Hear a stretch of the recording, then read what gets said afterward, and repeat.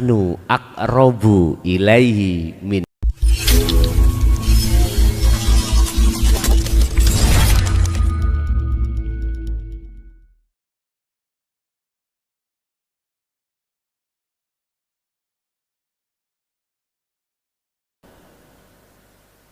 Yang disebut orang yang makrifat itu adalah orang yang sudah hilang orangnya.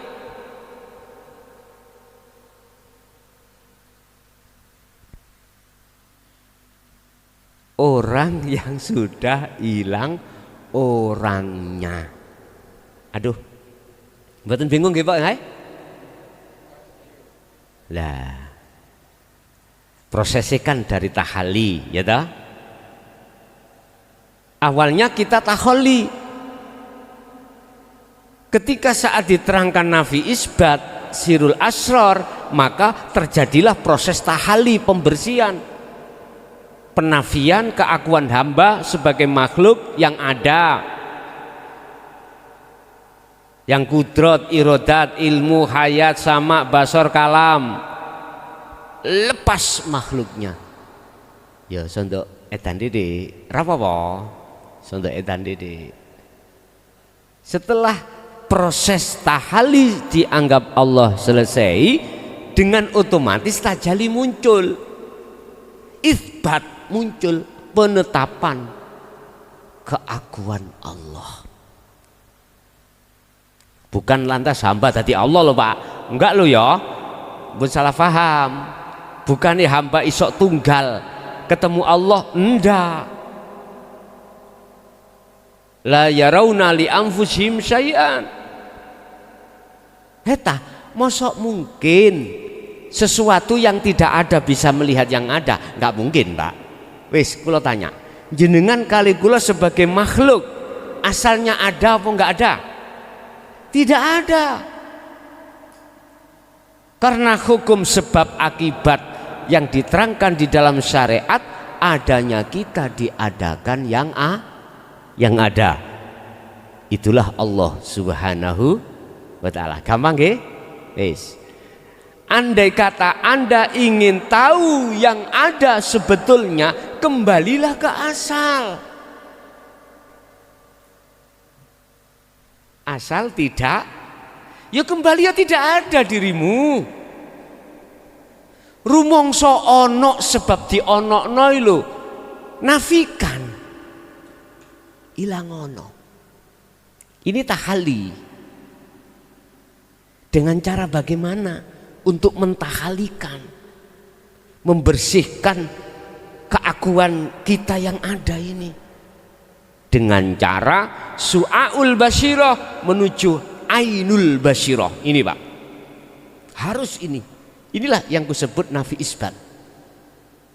Wa may yakfur bittaghuti wa yu'min billah. Al-Baqarah 256. Barang siapa yang meninggalkan taghut, taghut iku aku hamba mang lho Pak, iku taghut. Iman dalam diri kita selain daripada zat yang segala-galanya, itu taghut namanya. Barang siapa yakfur, ngingkari, meninggalkan bitaghut, terhadap taghut, maka wa yu'min billah, maka imanmu sudah benar hanya pada Allah, pada Allah. Ya zat iku mang hidup itu tadi. Yang ini iki ya nek cara bahasa Rasulullah, cara untuk proses tahali nuju tajalli, nafi ke isbat, Al-Insan 2526 Rasulullah. Bukrotau wa asila, mulai pagi sampai sore iku zikir terus beliau itu. Wa minal lail, malam pun juga begitu. Terus kita bagaimana Pak? Halo, kadang-kadang kita itu terhalang istri, suami, anak, pekerjaan kita. Kata Allah, wala tayasu fi raihillah, walaupun berat jangan berputus asa kau. Aku tahu Kemampuanmu untuk ingat padaku aku tahu, tapi wala tayasu fi roihillah, jangan kau berputus asa menyongsong rahmatku yaiku makrifat iki. Terus berarti lali jenengan sebab jenengan iki berzikir atau tidak berzikir gak salah. Gak salah. Karena jenengan tidak ada rasa putus asa. Terus. Wong ngelas, Pak, ngelas. Wis sing kandel. Iku gak podo, gak sama dengan orang ngelas besi yang tipis. Walaupun lama, jangan pernah putus asa. Terus wesi ku bolong ngono. Lasen bolong ngono, walaupun susah. Terus. Jadi bisa untuk sampai pada makrifat, bertemu zat yang bukan sifat, manakala sistem dasar tauhid di samping kita bawa, kita pahami juga sistem sirul asror, zikir yang kumaksud ikut dibawakan. Akhirnya manakala Allah memasukkan kita melewati alam mukasyafah, itu mesti kasafna kasaf maknawi, bukan kasaf suwari. Di dalam makom mukasyafah itu ada dua golongan, Pak, kasaf suwari dan maknawi. Yang maknawi berarti dia bisa sampai ke musyahadah, yang suwari tidak. Gegara karena membawa dan tidaknya sistem dzikir sirul asrar sebagai kunci kemusyahadah. Yang kedua, terkait ada pertanyaan, aku di mana? Kalau bahasa aku iki kembalinya pada Allah. Al-Hadid ayat 3. Huwa utawi zat hidup iku al-awwalu wal akhiru wal zahiru wal batinu. Maksud awal dan akhir iku setiap persoalan apapun itu ada awal, ada akhir. Tidak ada awal dan tidak ada akhir, kecuali yang ada hanyalah huwa tadi, hidup. Kalau memposisikan aku di mana, kalau aku Allah, seakan-akan Allah butuh tempat. Kula boleh eling, kula gegara takok kali Mbah Ghazin Pondok Ringin Agung iki dipisui, Pak. Gara-gara Mbah Allah iku ning ndi? Nyatane dipisui COK, Pak. Iya, fawasih beliau misuh COK niki lho. Misuh itu mereka, ya Allah. Ternyata itu pelajaran bagi saya. Bukan persoalannya ada awal, ada akhir. Kalau ada awal, ada akhir, berarti Allah bertempat. Ada dohir, ada batin, Allah bertempat. Tapi mengapa ayatnya itu ada awal kalimah al-awwalu wal akhiru wal dohiru wal batin? Itu supaya jenengan iku estu betul-betul bukan melihat awal akhir dohir batinnya, tapi melihat sang yang tunggal di situ, yang berkuasa dan lain sebagainya. Nah, sistem untuk bertemu terhadap yang awal dan yang akhir itu sama, Pak. Awal yo akhir, awal yo akhir, akhir yo awal. Dohir yo batin, batin yo dohir. Yang disebut sebagai ahad itu gak ono awal, gak ono akhir, gak ono dohir, gak ono sebutan batin, sebutan gak ada.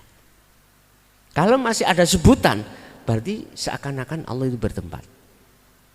Lah mengapa kok ono sebutan iku ben mudah.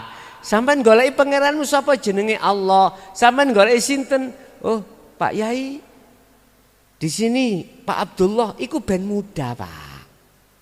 Padahal sing sampeyan goleki duduk jenenge lha ngoten nggih. Sing sampeyan padosi yang kita cari adalah yang memiliki nama. Cuman munculin nama itu supaya mudah mencari yang memiliki nama. Pada sisi sinten Pak sampean mriki Pak? Embuh ya. Duka. Lho, angel Pak. Kok umpama sanjang anu ajeng sowan teng Mbah Yai Abdullah baru. Oh ini kok daleme. Ada hukum berlakunya nama. Ada hukum berlakunya tidak berlakunya nama. Kapan? Saat jenengan sudah ada di Baitullah, sudah di rumah Allah dan bertemu Allah, itu baru tidak berlaku. Semua nama itu nggak berlaku, wis gak nyebut-nyebut lagi. Ternyata zikir yang tidak menyebut adalah sirul asr yang munculnya dari tauhid la ilaha illa anta subhanaka inni kuntu minat Al-Anbiya 87. Iki proses jenengan kali kula Solo pembersihan. Nah, kalau sudah sampai nama, sudah sampai yang memiliki nama, tauhidnya ganti sudah, tidak anta tapi ana. La ilaha illa ana. Al-Anbiya ayat 25. Di situ. Terus pertanyaannya, ana ikut di mana?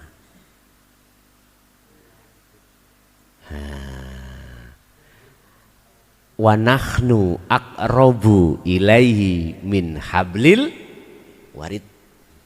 Aku iki ya luwih idek katimbang urat lehermu, urat nadi. Wis ngene iki sampean niku jelas angen-angen. Sing ya apa ya? Lah ngoten Pak nggih. Oke. Tak jamin Anda tidak akan pernah mengerti dan tahu dan sampai ke situ manakala jenengan kali kula sebagai makhluk aku nih belum fana. Tak jamin sampai hulek-hulek cukul. Isok cukul mboten saged. Tapi tak jamin bisa sampai pada beliaunya ruhaniyah ketika si salik Solo manakala sudah dilepaskan si saliknya. Gini Pak, kalau kau ingin tahu nyatanya hidup, nyatanya yang ada, kembalilah ke asal. Kalau Anda sudah dikatakan kembali ke asal tidak ada, apa mungkin sesuatu yang tidak ada itu akan bisa melihat yang ada? Bingung mana sampean? Sehingga yang dikatakan wong makrifat itu adalah wong sing kehilangan wongi, wong sing mati wongi. Berarti yang melihat Allah itu adalah Allah sendiri. Yang melihat yang ada itu adalah yang ada. La ibsorun wa mubsorun wa basarun. Ini makanya nek ana wong ngaku-ngaku makrifat aku ne makhluk, wah mboten saged. Sing nyawang wong iki, sing nyawang Allah ya Allahnya sendiri. Bal yusyahiduna annal fa'ila wallahu ta'ala. Sudah jelas. Yang bermusyahadah ini loh Pak, yang depan ini loh Pak, Allah sendiri. Tapi bukan berarti Allah loro loh ya. Weh sampean ngilu nang kaca, sampean ketinggal wajah sampean apa wajahnya mbok dewor? Wajah sampean dewe itu adalah nisbat. Si salik itu sering terjadi Pak. Ketika Solo roh iki keluar, ndelok wajah dewe. ketemu awake dhewe. Bukan iku makrifat, Bos. Iku ayat sing nyawang Allah, iku Allah sendiri. Bukan lantas kita ketika suluk kemudian roh awake dhewe padahal akunya masih muncul hamba. Bukan, dudu iku. Iku adalah ayat pitutur yang mengandung pengertian yang melihat Allah itu Allah sendiri, yang makrifat Allah itu Allah sendiri. Wis, jenengan tahu tilem gak mimpi ya? Turu mulai marisak sampai subuh tangi, tapi gak ngimpi. Nate, ya itu gambare wong makrifat itu. Teko-teko mari-mari awak moro seger. Lah ngoten nggih. Apa sih sampeyan critake? Hah? Ya gak iso cerita. Mbok iso cerita. Ya seperti itu. Kalau diceritakne iku ilmu, cara untuk sampai di situ. Kalau sudah di situ nopo sing diceritakne? Mboten saged. Gak ono apa-apa.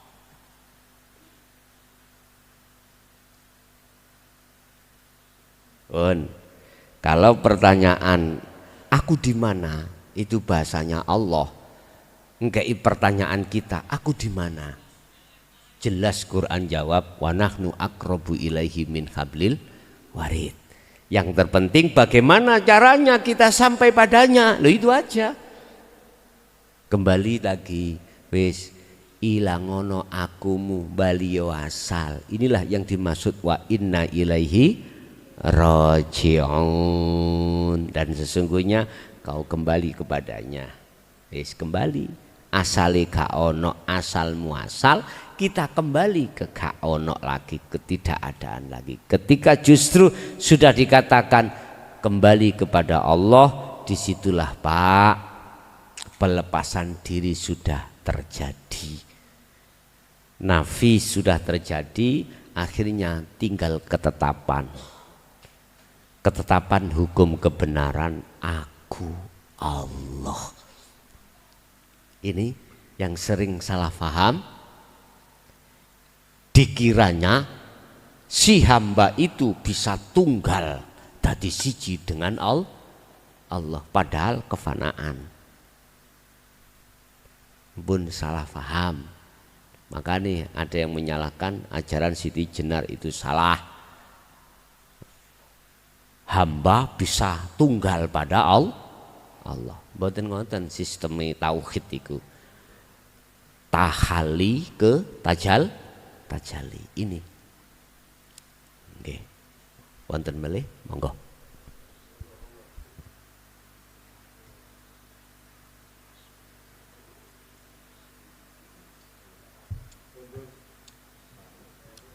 Sampun cukup. Sekali lagi kula nggih mboten ngerti Pak, kok zaman saiki Gusti Allah kok nyorong datang kula ya gak ngerti. Sing jelas apa Gusti Allah kok gak koyok biyen? Apa Gusti Allah ganti? Lah mboten nggih? Mboten. Lah mboten nggih? Ana tah cerita Gusti Allah ganti? Lah zaman sak mangke kok yo seperti ini. Mungkin kita akan paham kalau kembali pada satu ayat. Nek wis terakhir Gusti Allah nuturi dateng kawulane sejelas-jelasnya, kok sik panggah gak digatekne. Apabila Allah sudah memperingatkan kita mentok dengan semudah-mudahnya kok hambanya tidak, makhluknya tidak ngatekne, maka coronge ganti mengki Pak, malaikat. Nek coronge iku malaikat, sampeyan delok sejarah ning Quran. Apa? Penghancuran. Berarti inilah tanda Gusti Allah mumet. Ndase mumet. Umpama wong iku ndase wis mumet, wong tua nuturi nang anak, orang tua memberi kasih tahu terhadap anak, kasih nasihat, tapi anaknya dengkal aja terus. Piye wong tua mumet mboten? Mumet. Nah, Kalau istilah Gusti Allah bukan berarti Allah ndase mumet ya ora lho ya. Maksudnya Allah iku wis mentok. Wis mentok. Penghujung zaman Pak, wis mentok. Tergantung nanti kita ketika penghancuran datang golongan mana? Kiri apakah kanan? Azab apa rahmat? Tapi ingat, sudah jelas Allah katakan surat Al-Baqarah 257. Dalam ayat itu ada dua golongan, dua pasal. Allahu waliyul ladina amanu yukhrijuhum minadh-dhulumati ilan nur. Ahli syuhud itulah golongan ahli kanan. Golongan kanan adalah ahli rahmat. Walladina kafaru, sedangkan orang-orang yang dikatakan beriman terhadap tauhid, imannya terhadap selain Allah, itulah golongan kiri. Golongan kiri akhirnya disebut ahli hijab. Ya, kita termasuk di golongan mana? Anda sendiri yang tahu. Intine golongan kanan itu imannya sudah tidak menyekutukan Allah. Golongan kiri imannya masih ada menyekutukan Allah. Mugi ilmu sedikit walaupun yang diberikan Allah menjadi ilmu ingkang barokah manfaat terhadap kita dan anak putu kita ila yaumil qiyamah. Lahumul Fatihah.